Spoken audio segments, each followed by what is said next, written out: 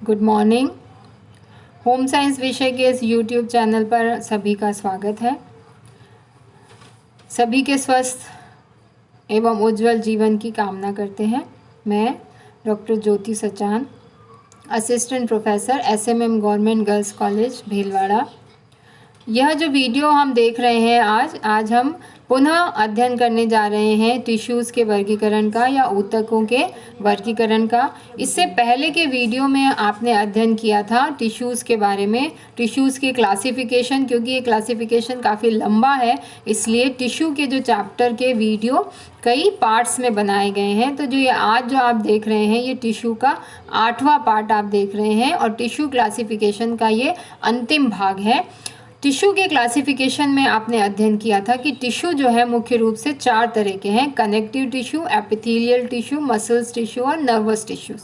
इससे पहले के वीडियो में हम कनेक्टिव टिश्यूज़ के बारे में विस्तार से अध्ययन कर चुके हैं। एपिथेलियल टिश्यूज़ जो सबसे पहले हमने अध्ययन किया था और इसी के साथ मसल्स टिश्यू के बारे में अध्ययन कर चुके हैं। मसल्स टिश्यू के बारे में इससे पहले के जस्ट पहले के वीडियो में आपने अध्ययन किया था कि जो मसल्स टिश्यूज़ होते हैं वे 3 प्रकार के होते हैं।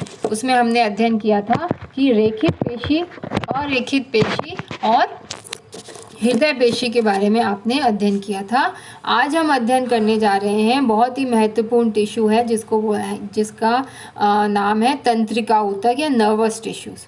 नर्वस टिश्यूज़ जो होते हैं ये शरीर के समस्त अंगों एवं कार्यों में सामंजस्य स्थापित करना इस तंत्रिका ऊतक का सबसे प्रमुख कार्य होता है। यह इसकी सबसे प्रमुख विशेषता होती है और जंतुओं के शरीर के मस्तिष्क में, मेरुरज्जु में और तंत्रिकाएं जो हैं तंत्रिका ऊतक की बनी हुई होती हैं। अब ये जो तंत्रिका ऊतक है ये संवेदनाओं को शरीर के एक भाग से दूसरे भाग में भेजने का कार्य करते हैं। तो हमारे शरीर में तंत्रिका कोशिकाओं का जाल पाया जाता है और ये नेटवर्क कुछ इस तरह का होता है जिस तरह से अगर हम घर की वायरिंग देखते हैं तो घर में जब वायरिंग की जाती है तो उसी वायरिंग से करंट जो होता है वो आगे प्रवाहित होता है। उसी तरह से हमारे शरीर में इन तंत्रिका कोशिकाओं का एक जाल होता है और ये जो तंत्रिका कोशिका या हम यूँ कहें कि तंत्रिका ऊतक की जो इकाई होती है जिसे तंत्रिका कोशिका या नर्व सेल कहते हैं वो न्यूरॉन के नाम से जानी जाती है। अर्थात न्यूरॉन अगर आपसे कहा जाए क्या होता है तो न्यूरॉन जो होती है वह तंत्रिका कोशिका है और यह तंत्रिका ऊतक की इकाई मानी जाती है।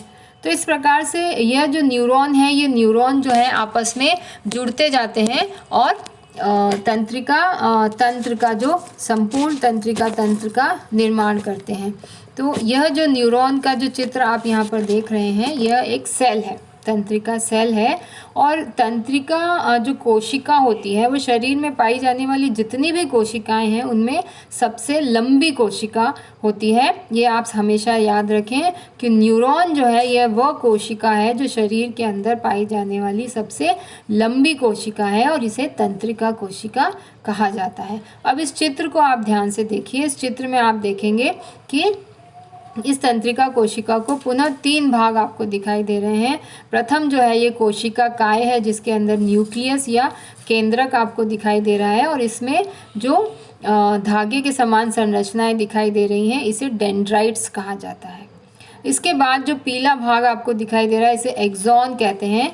यह एक्सॉन जो है इसकी संरचना में भी कुछ भाग आपको दिखाई दे रहे हैं। पीले रंग का जो भाग है वो माइलिन शीट है जो इस एक्सॉन को कवर किए हुए रहता है और इन माइलिन शीट्स के बीच बीच में छोटे छोटे से नोट्स आपको दिखाई देते हैं जिसे रेनवियर नोट्स कहा जाता है। और ये जो एक्सॉन में भी छोटी छोटी सेल्स होती हैं इन्हें श्वान सेल के नाम से जाना जाता है। और ये एक्सॉन जो है आगे जाकर ये भी 2 छोटी छोटी धागेनुमा संरचना में विभक्त हो जाते हैं जिसे एक्सॉन टर्मिनल कहा जाता है। अब जैसा आप चित्र में देख रहे हैं इसको आप इस प्रकार से समझ सकते हैं कि यदि दूसरी न्यूरॉन सेल इसके पास आती है तो फर्स्ट न्यूरॉन सेल के जो एक्सॉन वाला भाग आपको दिखाई दे रहा है यह एक्सॉन वाला भाग दूसरी जो न्यूरॉन सेल के डेंड्रॉइट वाले भाग से जुड़ जाता है। तो इस प्रकार ये श्रृंखला आगे तक चलती जाती है। एक्सॉन डेंड्रॉइट से जुड़ता है, फिर दूसरी सेल का एक्सॉन दूसरे दूसरी सेल के डेंड्रॉइड से जुड़ जाता है। तो इस प्रकार यह एक जालनुमा संरचना बनाते हैं हमारे शरीर में और संवेदनाओं को एक अंग से दूसरे अंग तक लेकर जाते हैं। तो ये जो नर्व सेल्स होती हैं, ये नर्व सेल्स भी अलग अलग प्रकार की होती हैं। कुछ नर्व सेल्स होती हैं जो संवेदनाओं को अंगों से मस्तिष्क तक लेके जाती हैं, कुछ नर्व सेल जिसे संवेदी तंत्रिका बोलते हैं, और कुछ नर्व सेल्स होती हैं जो मस्तिष्क के जो मैसेजेस होते हैं उसे पुनः उस अंग तक लेकर जाती हैं, या उद्दीपन जो होते हैं उन्हें उन अंगों तक लेकर जाती हैं, जिसे प्रेरक कोशिका कहा जाता है। तो प्रेरक तंत्रिका कोशिका कहा जाता है। तो इस प्रकार न्यूरॉन्स जो हैं वो संवेदी तंत्रिका कोशिका, प्रेरक तंत्रिका कोशिका और कुछ मिश्रित प्रकार के न्यूरॉन्स भी होते हैं जो दोनों तरह का कार्य करते हैं। संवेदनाओं को लेकर जाते हैं और संवेदनाओं को जो मस्तिष्क से उनको मैसेज मिलता है उसे पुनः उस अंग तक पहुंचाते हैं।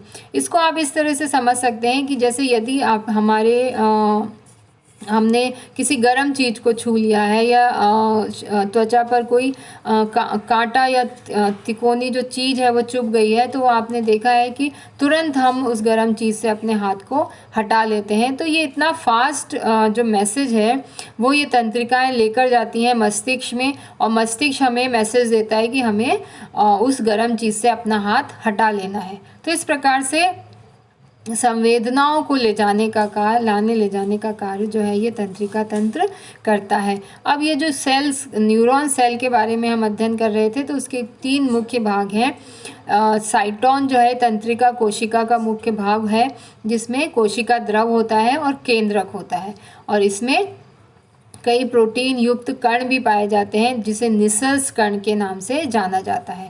दूसरा भाग होता है डेंड्रॉन। डेंड्रॉन जो होता है वो साइटोन वाले भाग से तंतुनुमा संरचनाएं हैं जो निकली हुई होती हैं, और डेंड्रॉन जो है एक बार जहाँ से निकलते हैं वो पुनः शाखित होकर पतले पतले डेंड्रॉइड्स में परिवर्तित हो जाते हैं। अब यही जो डेंड्रॉइड्स हैं वो दूसरी नर्व सेल के एक्सॉन टर्मिनल से जाके जुड़ते हैं।